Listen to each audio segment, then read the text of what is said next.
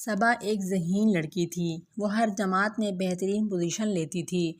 उसकी सभी टीचर और सहेलियां उससे बहुत खुश थीं क्योंकि वो बहुत लायक थी, क्लास में पोजीशन लेती थी और अच्छे अखलाक की मालिक भी थी। मगर उसमें एक आदत बहुत ख़राब थी और वो अक्सर झूठ बोलती थी। घर वालों के मना करने के बावजूद भी उसने कभी झूठ बोलना ना छोड़ा। एक बार ऐसा हुआ कि सबा ने किसी मुकाबले में शिरकत करना थी, लेकिन उसमें सबा के नंबर कम आए। जब स्कूल में उसकी सहेलियों से उस का नाकामी का सबब पूछा तो उसने शर्मिंदगी से बचने के लिए झूठ बोल दिया। मेरे अब्बू ने मुझे मुकाबले में शरीक होने से मना कर दिया था, वरना मैं तो मुंतखब हो गई थी।